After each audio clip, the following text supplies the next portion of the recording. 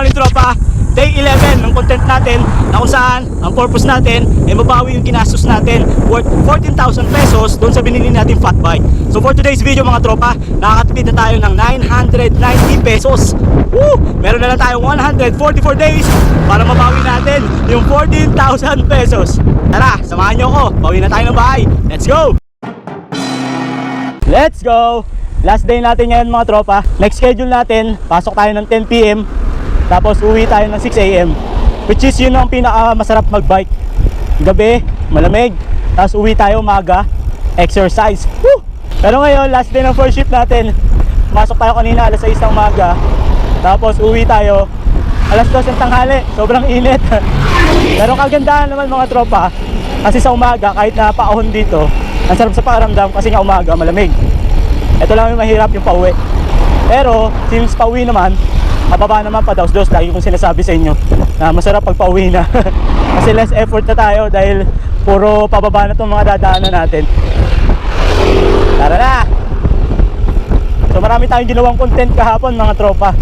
So after kong kumuha ng bigas, hindi ako nagbike kahapon kasi bigayan ng bigas namin sa company. So nagkotse tayo. After natin mag-deliver sa bahay ng bigas, nagmotor naman tayo papunta ng Barangay Lawa sa bayan ng Calamba, Laguna, dahil si Mrs. kasali sa isang Zumba dance competition sa pamumuno ng Zumba Lakers. So shoutout sa Zumba Lakers. Maraming salamat sa well-organized na dance competition, Zumba dance competition. May mga pagkain pa sila, so lahat ng guests busog. Yun yung number 1 dun eh. Tapos ang daming pa-premyo, ang daming, may mga bigas, may mga appliances. So masaya yung mga attendees, lahat ng bumili ng ticket. So maraming nanalo. Tapos ang pinakamaganda, nanalo sila Mrs. First runner up. Hindi man sila naging champion, okay lang. At least kahit pa paano, first runner up sila. Tapos naging face of the night si Mrs. Tapos yung isang kasama niya naman si Ate Net, most energetic naman. So not bad sa grupo ng Z-Riders. So shoutout sa Z-Riders. So sana next time na ma-vlog ko kayo, champion na kayo. Claim it Z-Riders. Next Zumba natin, champion na kayo. Ito na tayo sa RC Cola. So, malapit na tayo sa Maywagang Pader. Yun o. Ang gaan talaga pag ano yun o, pag mga gravel bike or tour bike. Tour bike ba tawag doon? Road bike? Tour bike, bubu. So yun yung susunod kong bibilin. Target ko is road bike. So gagawin ko na lang siguro pag may lubak, bababa na lang ako, maglalakad kaysa masira yung bike. Pero tingnan natin, bago ko bilhin yun at tapusin ko munang bayaran yung fat bike. Tsaka possible baka ibenta ko si Taba, kasi mabigat talaga si Taba eh. Parang sa edad ko hindi na siya angkop, kasi mahirap ipedal, mabigat. So yun yung unang regrets kapag bibili ka ng bike. Ako kasi may tipo ako na ano eh, yung pag gusto ko agad eh. Kahit na hindi ko pa alam yung posibleng mangyari. Kotse talaga, ano eh no? Akala ko pag bibigyan tayo, dire-diretso pa rin eh. May kotse din naman ako, pero kapag bigay ako sa mga ganun eh, pag alam kong halanganin, nagbibigyan ko na lang. Isipin mo, nakabike, mainit. Ikaw naka-aircon, ayaw mo pang pagbigyan yung nakabike. Ano ba yan? Pabalik tayo sa kwento tungkol dun sa fat bike. So possible ibenta ko siya pag natapos na natin yung content natin.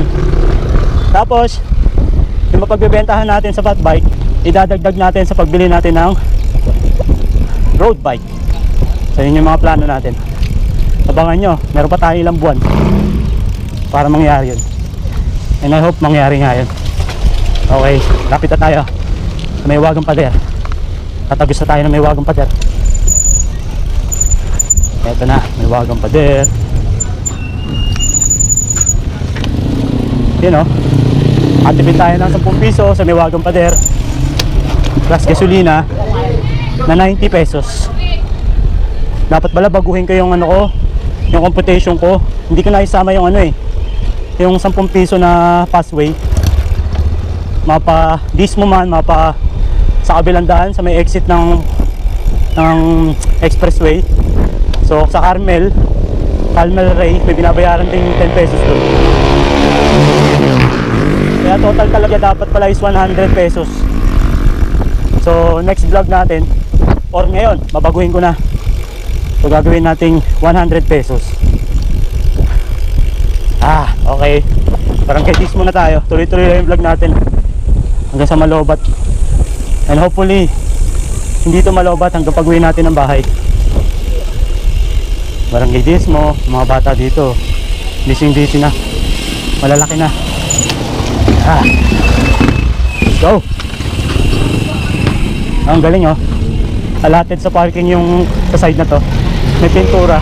Ayan oh, dapat hindi sila lalumpas dun, hanggang dun lang yung parking nila.